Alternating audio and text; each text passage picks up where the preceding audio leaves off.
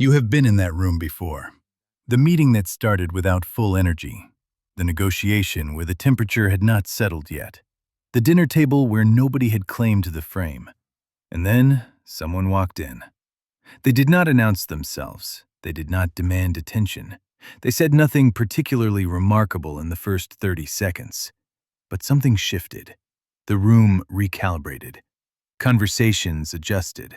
People who had been performing for each other quietly reoriented toward this one person. Eyes moved, bodies turned.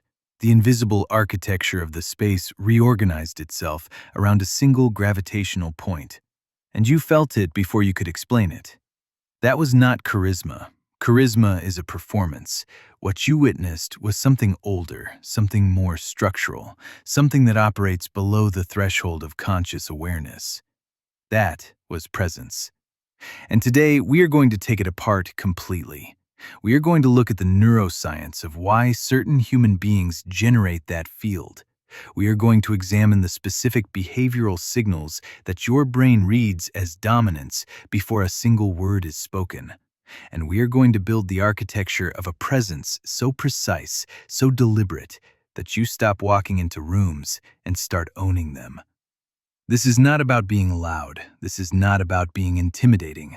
This is about understanding the invisible language your body has been broadcasting your entire life and finally deciding what it says.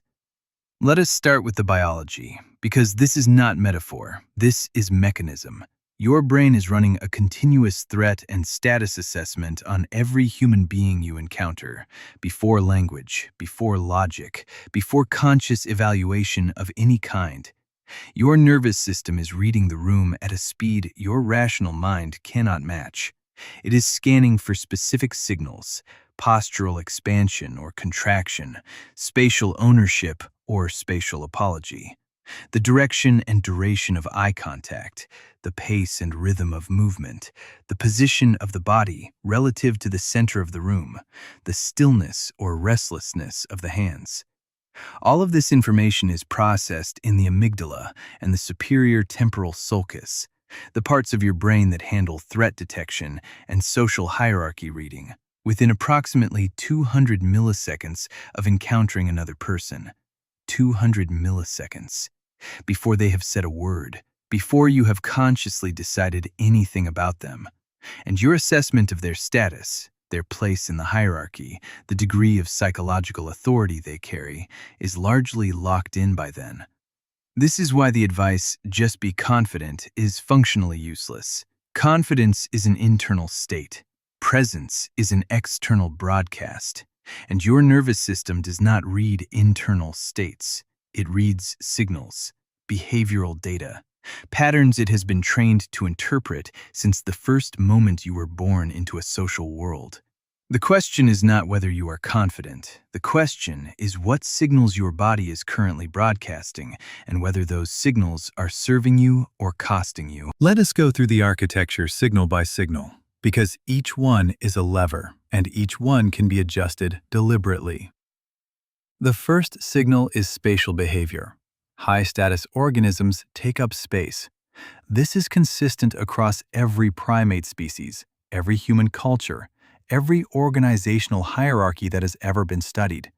Physical expansion, arms away from the body, posture open, occupying more of the available volume, is the oldest status signal in the biological record. Low-status behavior does the opposite. It contracts. Arms close to the body, shoulders forward, physical footprint minimized. The body literally making itself smaller to signal non-threat, non-competition, social deference. Most people are doing one of these two things right now without knowing it, and they have been doing it so long that it feels neutral to them. It feels like just how they sit, just how they stand, just how they hold themselves. It is not neutral. Every room is reading it. The adjustment is not to perform artificial expansion like you are trying to intimidate someone. It is to stop contracting, to notice the places where your body is making itself smaller in apology, the pulled-in shoulders, the arms crossed tight across the chest, the spine that curves forward under the weight of being perceived. and to simply stop doing that. Take the space you are actually entitled to occupy, not more, just not less. That single adjustment changes how rooms read you more than almost anything else you can do. The second signal is movement tempo. Watch how people move in high-pressure environments. The nervous, the uncertain, the low status. They move quickly. Short steps, frequent direction changes, rapid gestures. The body broadcasting urgency and reactivity. I am responding to the environment. The environment is controlling me. The high status move slowly, not because they are lazy, not because nothing matters, because they have internalized at a behavioral level that the environment does not require them to rush, that they are not under the same pressures that make other people's bodies accelerate. Slow, deliberate movement is one of the most powerful presence signals that exists. It communicates, I am not reacting. I am deciding. The pace is mine. And in a room full of people who are unconsciously broadcasting urgency, the person moving at their own tempo becomes immediately, viscerally distinctive. This is adjustable. Tonight, in any environment, move at 70% of your normal speed and watch what changes in how people respond to you. The third signal is eye contact architecture. This is where most people make their most expensive presence mistake. They have been taught that eye contact is good. Hold it. Show you are engaged. And that advice is partially correct. But it is missing the crucial variable. Who breaks first? In every social interaction, there is a moment where eye contact either holds or releases. And the person who breaks that contact first, who looks away first, who defers first, has just made a status declaration. They have communicated at a level beneath language that they are the subordinate in this particular interaction. Most people break first automatically, not because they intend to, because the sustained gaze of another person triggers a mild stress response, and their nervous system resolves the stress by breaking the contact. The adjustment is not to stare people down aggressively. That is its own signal, and it is not the one you want to send. The adjustment is to become comfortable in the held gaze, to let the discomfort of the moment sit without resolving it immediately, to be the person who is still present, still relaxed, still unhurried when the other person's nervous system blinks. That comfort with sustained contact, that absence of the reflexive social flinch, reads as authority in every culture, every context, every room. The fourth signal is the use of silence. This is the most misunderstood element of presence, and it is the one that separates people who have good social skills from people who generate genuine psychological gravity. Most people are afraid of silence. They rush to fill it. A pause in conversation triggers an almost compulsive need to speak, to offer something, to resolve the discomfort, to demonstrate that they are engaged and present and contributing. The silence feels like a void that must be closed. But here is what silence actually communicates when you are comfortable in it: that you are not anxious, that you are not performing, that you are not trying to manage the other person's experience of you, that you have enough internal density that you do not require the constant validation of your own voice. When a high-status person pauses before they speak, the room waits, not because of the content they are about to deliver, because the pause itself is information. It says, what I am about to say has been considered. I am not reacting, I am responding. And there is a difference. Silence is not empty. Silence is the sound of someone who is not afraid. Now let us go deeper, because the behavioral signals matter, but they are the surface layer of a much more fundamental architecture. Presence, at its deepest level, is not about what your body does. It is about what your attention does. There is a phenomenon that researchers call attentional direction, and it maps almost perfectly onto social hierarchy.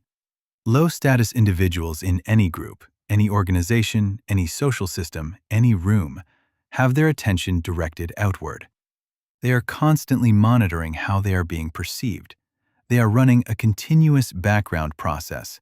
How do I look right now? What do they think of me? Am I being read correctly? What do I need to adjust? This outward attention loop is cognitively expensive. It consumes significant mental bandwidth, and it produces a very specific behavioral signature, a kind of subtle monitoring quality, a slight tentativeness, a fraction of a second delay between thought and action, while the self-monitoring process completes its check. Rooms read this. People feel it. They may not be able to name it, but they register it as a signal that this person is still accountable to the room's judgment, still seeking the room's approval, still operating with external permission. High-status individuals have their attention directed inward and outward simultaneously, but with a critical reversal. They are not monitoring how the room perceives them. They are perceiving the room. The arrow of attention has reversed direction. They are not the object of assessment. They are the assessor. This reversal is the deepest architecture of presence, and it cannot be fully faked at the behavioral level. Because rooms are reading the attention itself, not just its downstream behavioral effects. The path to this reversal is not a technique. It is a series of questions you have to answer honestly. Whose approval are you still running on? Whose assessment of you still has the power to destabilize your sense of self? What room, what authority, what historical voice in your head is still the judge you are performing for? Because until you locate that external reference point and consciously revoke its authority over your internal state, your attention will keep flowing outward. Your body will keep making itself legible to a judge that stopped being real a long time ago. Presence is not something you learn. It is something you unlearn. There is one more dimension, and it is the one that makes everything else sustainable. Presence requires that you have something internally that you are not willing to compromise. Not in a rigid ideological sense, in a structural sense, a core, a set of beliefs, values, and standards that do not renegotiate themselves based on who is in the room or what the social pressure of the moment is demanding. The reason most people's presence collapses in high-stakes environments is not that they lack the behavioral knowledge. It is that when the pressure rises and the social cost of holding their frame goes up, there is nothing underneath the behavioral techniques that is actually holding the line. The technique is the costume. The internal architecture is the body. People with genuine presence, the kind that does not require constant maintenance, the kind that persists across different environments and different pressures, have a settled relationship with their own judgment. They have tested their values against real resistance. They have held positions that were unpopular and discovered that the social cost was survivable. That discovery, that you can hold your frame when the room pushes back and still be standing on the other side of it, is the foundation of presence that no behavioral technique can replicate. You build it by doing the uncomfortable thing, by staying in the difficult conversation instead of softening your way out of it, by holding the silence when the pressure is to fill it, by not renegotiating your position because someone in the room seems displeased with it. Every time you do that, the internal architecture gets denser, and dense architecture generates gravity, automatically, without performance. The rooms you want to walk into, the negotiations, the boardrooms, the conversations where real decisions are made, those rooms are not waiting for someone louder. They are waiting for someone stiller, someone whose body does not apologize for the space it occupies, someone whose silence does not need to be filled, someone whose attention flows outward without anxiety, reading the room instead of begging it for approval. That person does not dominate the room by force. They dominate it by weight. And weight is built quietly, incrementally, in the private moments where you decide one more time to hold the frame instead of fold it. The room will feel it before you say a word. That is the architecture of presence. That is next week. Wait, that is this. Next time, we go somewhere most intelligent people refuse to go, inside their own certainty. We are going to look at a specific pattern in high intelligence, high achievement individuals that is responsible for more collapsed relationships, stalled careers, and missed pivots than almost any other cognitive failure. The inability to change their mind. Not stubbornness in the casual sense, a deep, neurologically rooted rigidity that gets stronger the smarter the person is. The same neural architecture that makes someone brilliant at building complex arguments makes them catastrophically resistant to dismantling those arguments when the evidence turns against them. We are going to look at why being wrong feels physically threatening to a high-functioning brain, why the most capable people in the room are often the last to update, and why the rarest, most powerful cognitive ability that exists, genuinely changing your mind based on new information, is not a sign of weakness. It is the highest form of intelligence in operation.